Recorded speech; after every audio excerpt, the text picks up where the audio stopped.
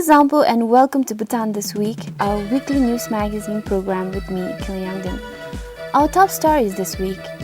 Number of candidates nominated for the second round of local government increased by almost 9%. Bhutan now has a public debt policy to regulate its debts.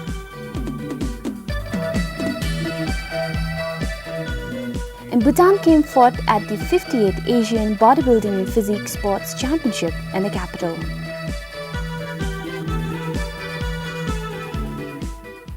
Compared to the local government elections in 2011, this time the number of candidates nominated from the Zomdu for the post of Gup and Mangmi increased by almost 9%. For Tsokpa, the figure for this year is yet to be ascertained. From over 1,100 in 2011, the number of candidates nominated from Zomdu for the post of Gup and Mangmi increased to almost 1,300 this time. Officials from the Election Commission attribute the rise to maturity in democracy, voter education and people's participation in decision making. Comparatively, the number of women candidates aspiring to contest for the post of Gup and Mangmi also increased significantly.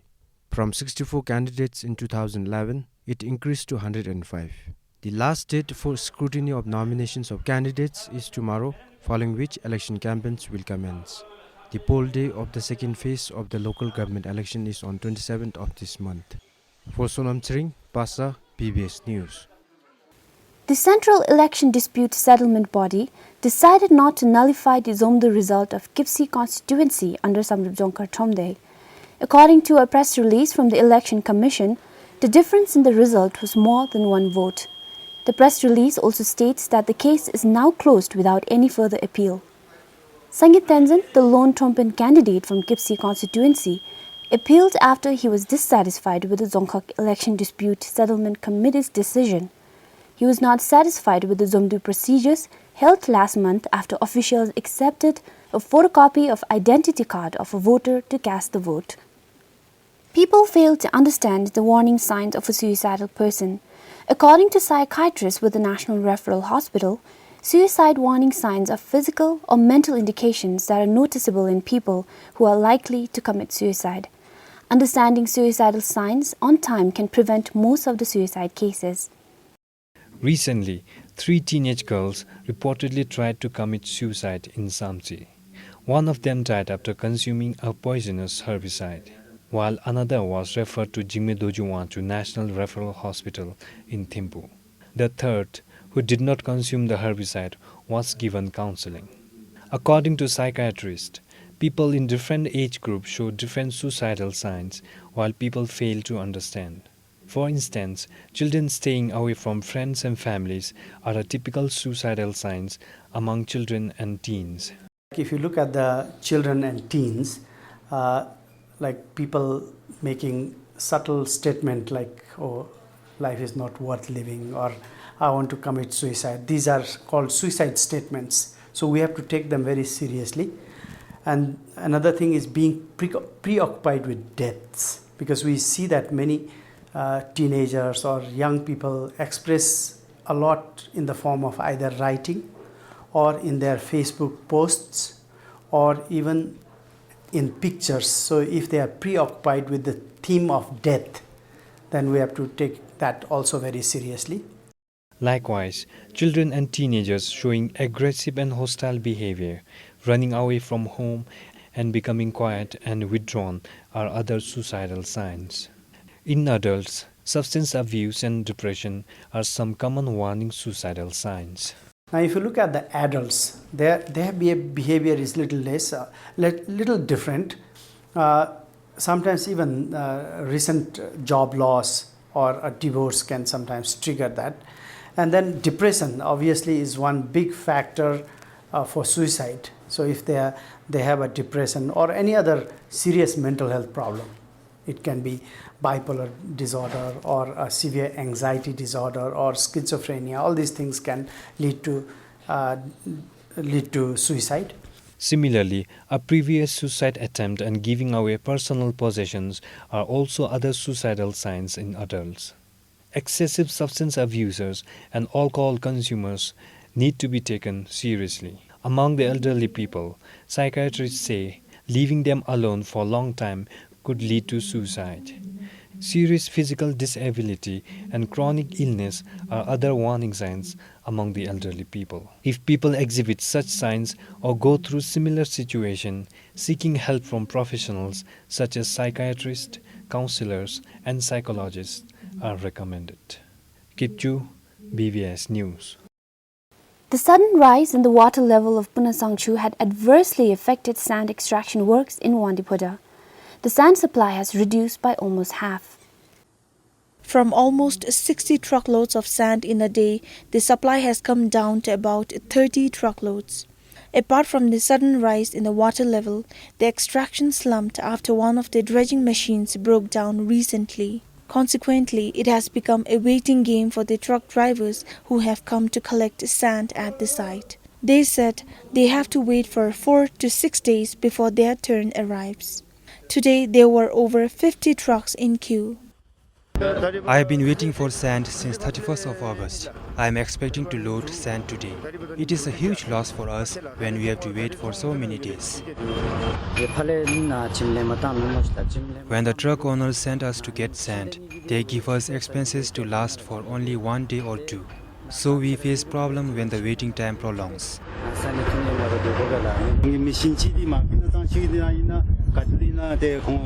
They have given one of the dredging machines on hire. The 2 others at site frequently break down and one is mostly out of order. This is the main reason for us having to wait.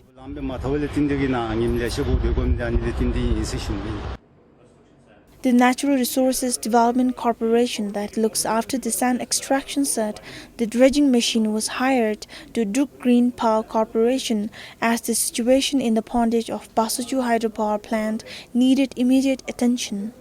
He said although the machine was hired for only a week, with the works incomplete, it has been 3 weeks now. So when the water level increases, when it attains danger level, it becomes very difficult for our friends to operate the sand dredging machine.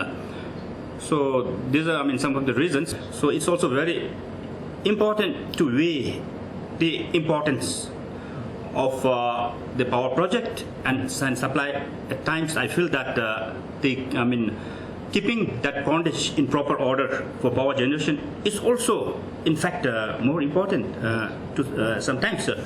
But the sand supply, once the machine is back, the sand supply will improve.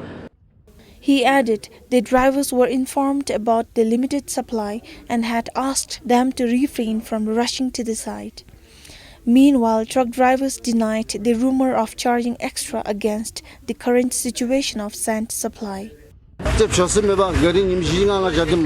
Firstly, drivers are not allowed to sell sand wherever they want. And then, at times when we take the sand to construction sites, after having waited for 4 to 5 days to load, house owners do not accept. So some of the drivers might have sold at a little higher price than normal to compensate the loss incurred. The NRSL management is aware and we are concerned, and now we will be sitting together and discuss and look at the ways and means of solving this problem. According to NRDCL, the demand for sand is increasing at a huge rate. This year alone, NRDCL has supplied additional 2,700 truckloads of sand, as more compared to last year. The corporation plans to deploy additional dredging machines to ease the sand demand in the country. Presently, of the 5 sand extraction sites, only 1 is operational. The other sites will start its work by mid-November. For Komal Kharka in Wangdifoda, Tamchuzam, BBS News. If university graduates want to become police officers, they will now have to pass the civil service examinations from this year. According to the police, this requirement was made to recruit physically and intellectually qualified officers and to do away the rumors of nepotism and favoritism in the recruitment process. Police will select the candidates on merit basis. But for this year's vacancy in the police, only those who pass the civil service examinations this year will get to apply. Those who passed the exam in the past or previous years are not eligible. Bhutan now has a public debt policy. The Finance Ministry launched the new policy on Wednesday. It is to proactively guide the country's investment, ensure that financing decisions are prudent and public debt is maintained at sustainable level.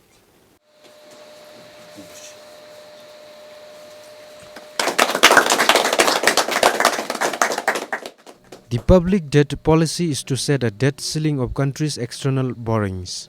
It is also to manage outflow of rupee and for better management of funds for hydropower projects. We have segregated the debt into two parts, one hydro and one non-hydro.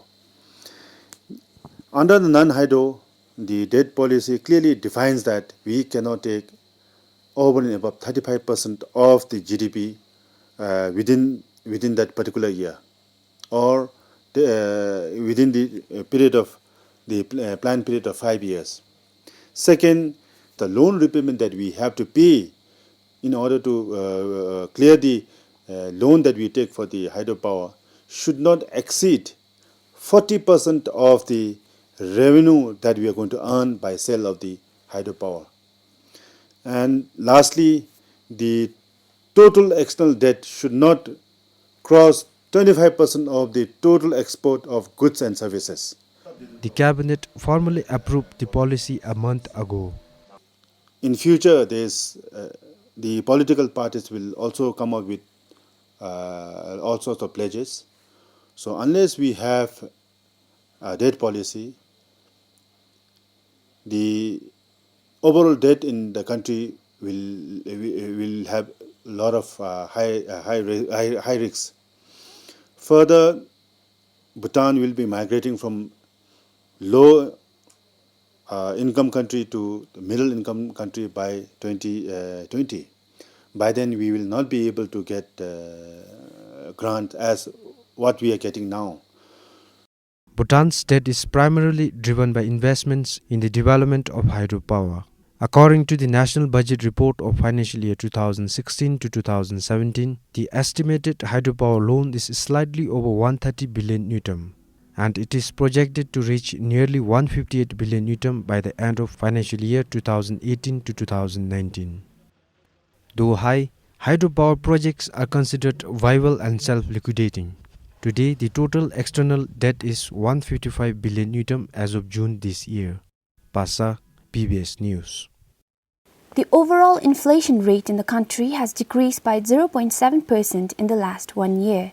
But the prices of both food items, both domestic and imported, has decreased by around 4% as per the Consumer Price Index published by the National Statistical Bureau.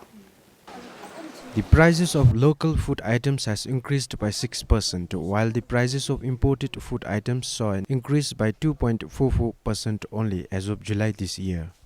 However, the percentage of inflation for non-food items decreased by slightly 2% compared to the previous year. A bag of rice which cost newton 1,000 last year cost newton 1,300 to 1,500 this time. Similarly, vegetables which cost newton 30 to 40 have now doubled its price. So, what is enough for a week in the past is not just enough for 3 days these days.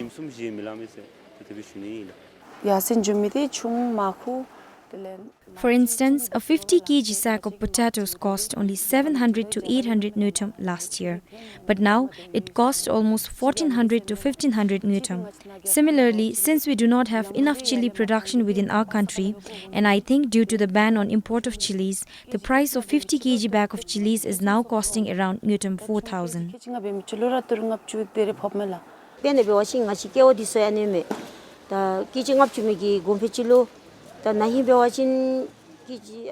There is an increase in the price of sugar, oil, rice and vegetable oil, commonly known as dalda.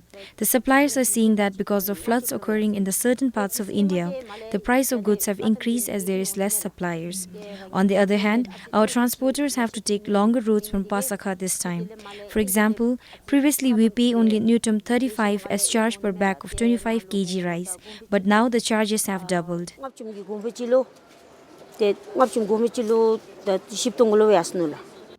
The National Statistics Bureau officials said the increase in the price of locally produced goods and services have contributed more to the overall inflation this time. The reason for the increase in inflation rate is mainly caused due to the cost of production and the demand. So for example, if the cost of production in producing certain commodities increases, then obviously the price will increase in the market.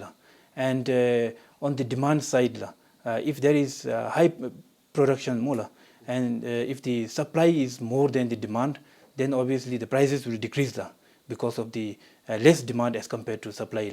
Bhutan's current inflation rate is 2.87%. According to international financial institutions, Bhutan's consumer inflation has favorably slowed down at a rapid pace, but it is expected to reach 5% in the future. Bhutan imports 70% of commodities from India. Pasa, PBS News. Police arrested a drying owner and his employee in Paro for allegedly locking their female employees inside the kitchen filled with smoke. The kitchen had poor ventilation. There were 7 of them inside the windowless kitchen along with a 4-year-old child of one of the employees. Police said the owner had instructed a male dancer to lock the doors and fill it with incense smoke. One of the victims claimed to have suffered nosebleed and passed out due to excessive smoke. Another dancer had also hurt herself trying to put her head outside a hole on the wall.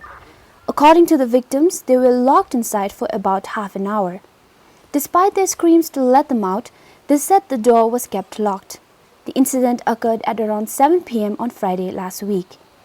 The owner told police that he had done so to punish them for always idling in the kitchen during their working hours.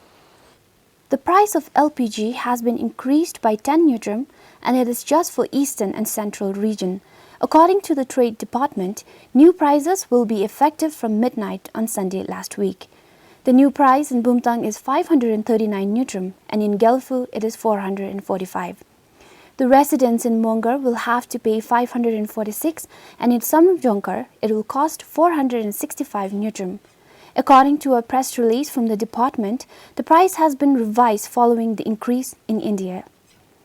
Preparations were underway to exhibit the rare artifacts of Shabdrung Ngawang Namgyal in the capital.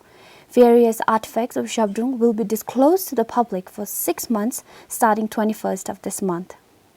Different artifacts of Shabdrung Ngawang Namgyal like prayer bead, statues, shoes and copies of decrees issued by Shabdrung will be on the display. The artifacts were collected from Gasa, Wangdifoda, Simtokhazong and the National Library archives. Most of the artifacts to be displayed are said to have been gifted to host families by Shabdrung when he travelled to Bhutan some 400 years ago. These artifacts are lying in the various honors, position of the private honors, which were collecting dust in the Choshangs and never seen the light of the conservation, which over the years, during the 400 years, a lot of deterioration took place. And the artifacts are very, very fragile. Especially you can see the shoes. So even the statues and the paper artifacts like the koshos needed a lot of restoration and conservation work. For the exhibition, conservation works were carried out to maintain the originality of the artifacts. 3 different appliques or thankas and reincarnations of Shabdrung Ngawang Namgyal will also be displayed. The Shabdrung, so popular in Bhutan that people have so much faith in him, but we have not really seen the artifacts personally belonging to him. And some are located in the temples, monasteries like Thango and Cheri, but these are not accessible to the general public. This exhibition gives ample opportunity to the general public to have a blessing from these artifacts. 12 experts from Royal Textile Academy and the Textile Museum are carrying out the preparation works. Bhutanese nationals will be charged 25 Newton as entrance fees, while non-Bhutanese will have to pay 250 for the exhibition. Compiled for Sunam Chodin, Sunam Pim, BBS News. Yunfula Domestic Airport in Tashigong will not be ready for flight operation by October this year as scheduled. The airport is undergoing major renovation works and has been closed to air traffic since October 2013. The airport runway has been undergoing renovation since April last year. The airport is to be reopened to air traffic this October as per the schedule, but following heavy rainfall last month, blacktopping works have to be put on hold. According to the director of the Department of Air Transport, the domestic airport is now expected to be operational by January next year. We are supposed to complete by October, but due to the monsoon and heavy rain in the east, we had to postpone the blacktopping of the runway so that we can maintain the quality. Because of that, we have postponed. We now doing blacktopping only by mid-October when the monsoon is over. So we are expecting, if the weather is good, within the next 2 months after October, we are hoping that we'll get it done by December. The Asian Development Bank is funding the renovation works of the Yunfula Domestic Airport at a cost of 2 million Yutam. The airport was first opened for flight operations in December 2011. Poop Game for BBS News. With 3 gold, 1 silver and 7 bronze medals, Bhutan stands at the 4th place in the 58th Asian Bodybuilding and Physics Sports Championship. The 3-day mega international event ended in the capital on Wednesday this week.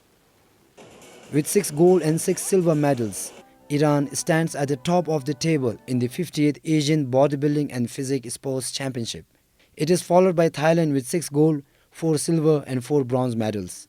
Iran also bagged the trophy for maximum medals in men's team category. In the same category, Bhutan, the host country, bagged the 2nd position. Overall, Bhutan stands at the 4th position with 11 medals. Nearly 300 participants took part in the championship. Out of 28 countries that took part in this 3 days mega international event, over 18 countries took home medals. But there are also few countries that will return home empty-handed. The championship for this year doesn't end here. The athletes will again compete at the World Championship in November this year in Thailand. With camera person Phuptashi, Sonam Penjo, BBS News. Tour of the Dragon this year was very tough and challenging. The widening of the east-west highway and the last monsoon made the 268-kilometer race the most difficult and grueling race so far. Despite the challenges, Corey Wallace from Canada claimed the title of this year's Tour of the Dragon.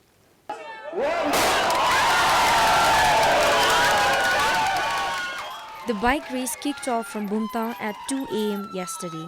The race this year was very challenging due to the rain and poor road conditions.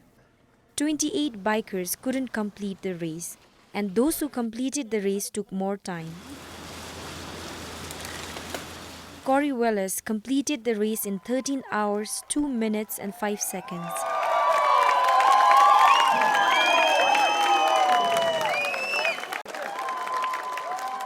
Last year's winner took almost 12 hours.